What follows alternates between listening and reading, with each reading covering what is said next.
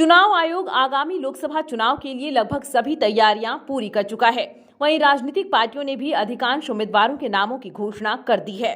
BJP ने बुधवार को 7वीं लिस्ट भी जारी कर दिया है। लेकिन क्या आप जानते हैं कि राजनीतिक पार्टियां चुनाव लड़ने के लिए एक बार में ही सभी उम्मीदवारों के नामों की घोषणा क्यों नहीं करती है?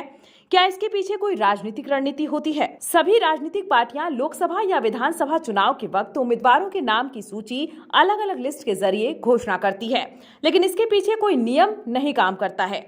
दरअसल राजनीति में अक्सर उलट पलट देखने को मिलता है। यही कारण है कि चुनाव के वक्त सबसे पहले पार्टियां उन उम्मीदवारों के नामों की घोषणा करती है जिनको लेकर पार्टी आश्वस्त रहती है।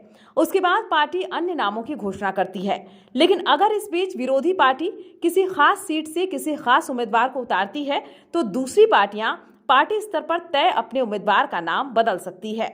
वहीं पार्टी में नेताओं के उलट पलट होने की स्थिति में भी पार्टी उम्मीदवारों के नामों को बदल सकती है।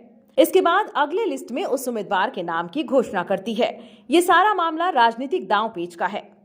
जब कोई उम्मीदवार किसी भी पार्टी से चुनाव लड़ता है तो उस उम्मीदवार को भारतीय संविधान के तहत बने नियमों का पालन करना होता है। इसलिए उस उम्मीदवार को चुनाव आयोग की तय प्रक्रिया के अनुसार कई तरह के फॉर्म भरने होते हैं। इन फॉर्म में उम्मीदवार को संपत्ति से लेकर एजुकेशन, एड्रेस, कोर्ट केस आदि की जानकारी देनी होती है। इसके अलावा 2 गवाह के साथ एक शपथ पत्र भी जमा करना होता है जिसमें अपने बारे में और संपत्ति की जानकारी देनी होती है।